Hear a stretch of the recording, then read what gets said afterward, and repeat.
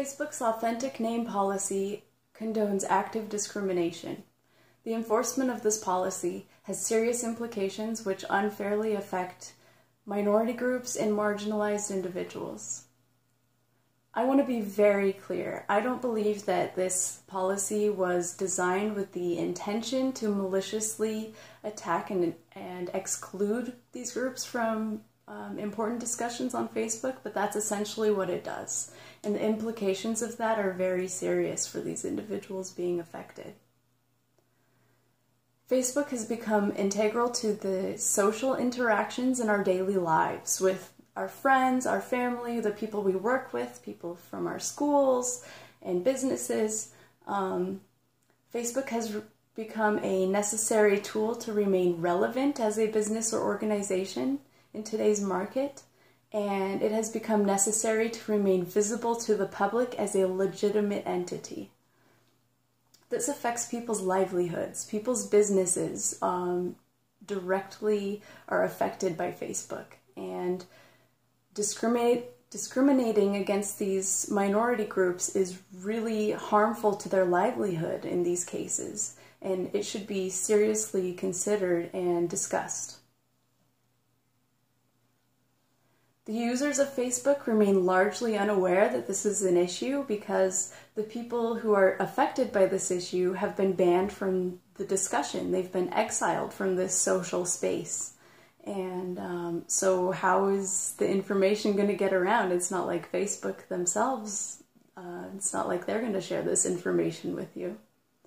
This is happening to many, many people, and it is very well documented. If you just simply Google search for Facebook ID verification, you'll see blog posts and articles, forum discussions, discussion boards, all kinds of on Reddit and Twitter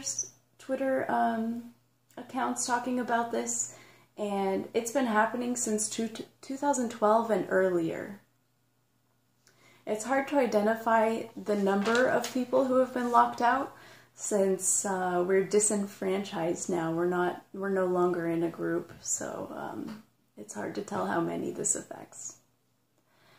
This directly affects the transgender community. Many transgender individuals, it's common for them to not use their birth name that they were given at birth, which is what appears on their government and official documentation.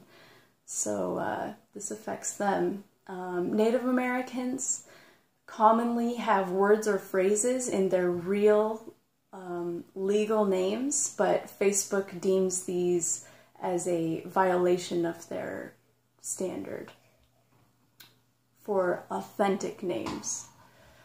People who need protection from violent or abusive perpetrators fall into this category, and by nature that would mostly be women, which is unfortunate. Other individuals who might fall into this group are marginalized individuals such as activists or people who are working for social change.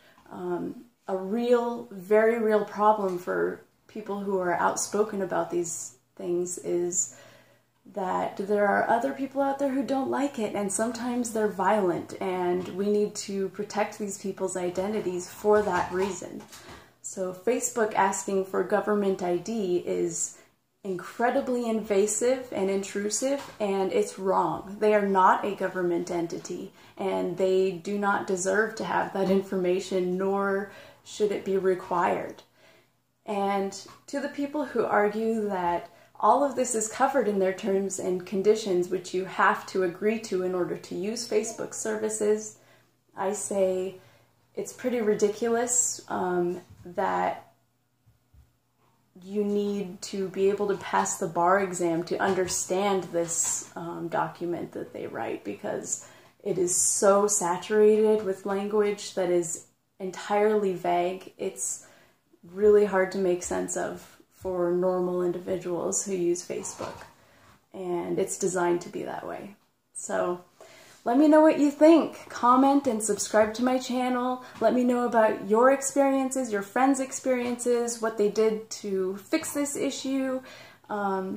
let me know. I'm interested in hearing what you have to say, and I'm open to answering any questions you have or offering support to people who are really struggling from this issue. So please let me know. And there's down below in the comments, there will be a link to my blog, since I'm no longer on Facebook, and my Twitter account. So follow me.